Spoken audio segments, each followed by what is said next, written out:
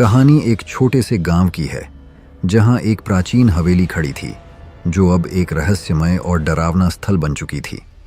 हवेली की दीवारें समय के साथ जीर्ण शीर्ण हो गई थीं और उसके चारों ओर अजीब खामोशी छाई रहती थी।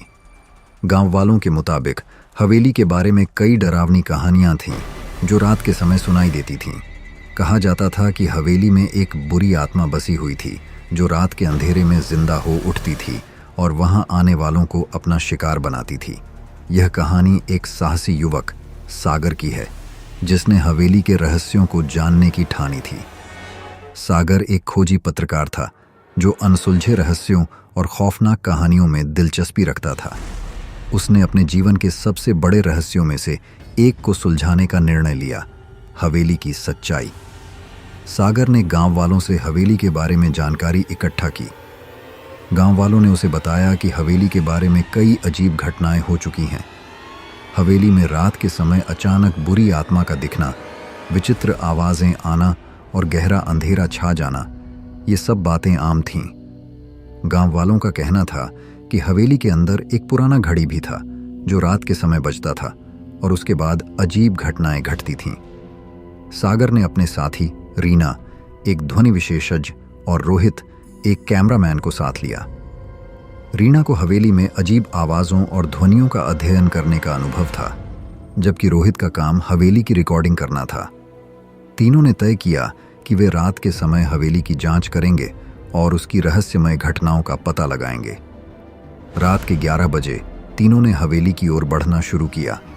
हवेली की ओर जाते समय सागर की धड़कनें तेज हो गईं, लेकिन उसने खुद को संयमित रखा। हवेली के पास पहुंचते ही उनकी सांसें थम गईं।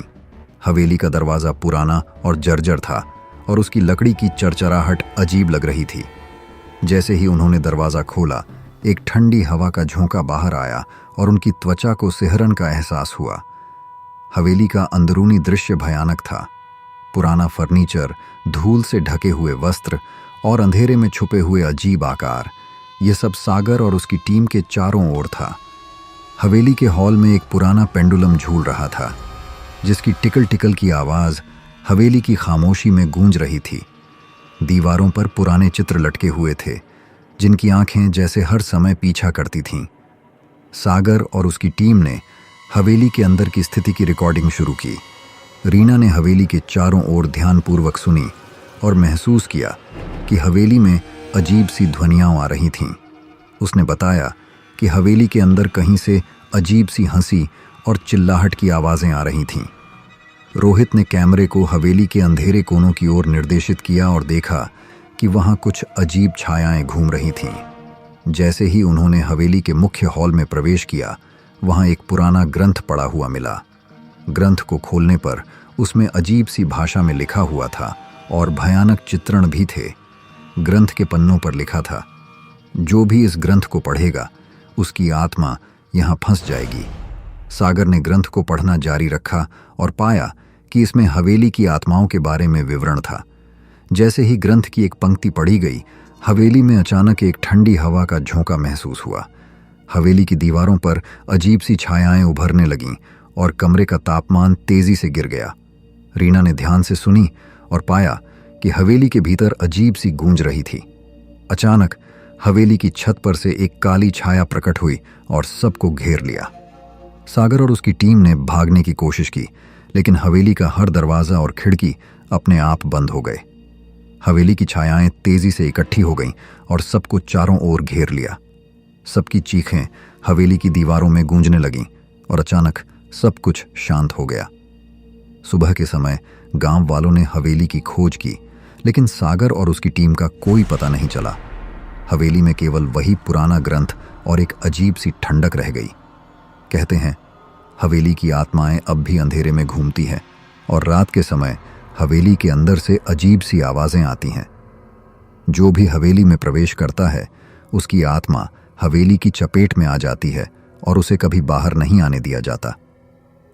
हवेली की खोज के बाद गांव के बुजुर्गों ने हवेली की कहानी और भी विस्तार से बताई। उन्होंने बताया कि हवेली के मालिक श्रीवास्तव परिवार एक बार बहुत ही अमीर और सम्मानित थे, लेकिन एक रात उनके घर में एक भयानक घटना घटी। श्रीवास्तव परिवार के सदस्य रात को सो रहे थे और अचानक हवेली के अंदर अजीब सी आवाज़ें आने लगीं। परिवार के सदस्यों ने सुनी कि किसी के चिल्लाने की आवाज़ें और तेज़ खटपट हो रही थीं। रात भर हवेली में अजीब घटनाएं घटती रहीं। सुबह होते होते श्रीवास्तव परिवार के सभी सदस्य हवेली के अंदर लापता हो गए। स्थानीय लोगों ने हवेली की खोज की, लेकिन वहां सिर्फ खाली कमरे और अजीब सी सिहरन महसूस हुई।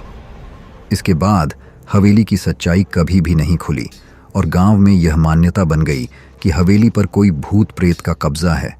सागर और उसकी टीम की खोज ने हवेली के रहस्यों को एक नई दिशा दी। सागर ने महसूस किया कि हवेली की आत्माएं अब भी वहां फंसी हुई हैं और रात के समय हवेली में विचरण करती हैं। उसकी टीम की गुमशुदगी ने हवेली की रहस्यमय छवि को और भी रहस्यमय बना दिया। रात की खौफनाक घटनाएं। हवेली में रात बिताने की कोशिश करने वाले लोगों ने भी अजीब घटनाओं का सामना किया। कुछ लोगों ने बताया कि हवेली के अंदर रात के समय अचानक बुरी आवाज़ें आती थीं। रात के अंधेरे में अचानक किसी के चलने की आवाज़ें और दरवाजे के खड़कने की आवाज़ें सुनाई देती थीं। कई लोगों ने हवेली के भीतर एक ठंडी हवा का झोंका महसूस किया, जो अचानक उनके चारों ओर घूमता था। एक बार एक दल ने हवेली की खोज करने का निर्णय लिया। वे हवेली के अंदर गए और वहां रात बिताने लगे। रात के समय दल ने महसूस किया कि हवेली के भीतर कोई मौजूद था, लेकिन उन्हें वहां कोई दिखाई नहीं दिया। वे रात भर हवेली की खामोशी और अजीब आवाज़ों का सामना करते रहे। एक अन्य घटना में एक युवा जोड़ी ने हवेली के पास कैंप लगाया और रात बिताने का निर्णय लिया। रात के समय उन्होंने हवेली से अजीब सी आवाज़ें सुनी और देखा कि हवेली के चारों ओर अंधेरे में अचानक छायाएं उभरने लगीं। उन्होंने हवेली की ओर बढ़ने की कोशिश की, लेकिन हवेली का दरवाज़ा अपने आप बंद हो गया। हवेली की कहानी ने सबको एक भयावह एहसास दिलाया कि कुछ रहस्यों को जानना और सुलझाना कभी भी खतरनाक हो सकता है। हवेली की आत्माएं अब भी अंधेरे में विचरण करती हैं और जो भी उस स्थान पर जाता है उसकी आत्मा हवेली की चपेट में आ जाती है। सागर और उसकी टीम की गुमशुदगी ने हवेली के रहस्यों को और भी गहरा कर दिया।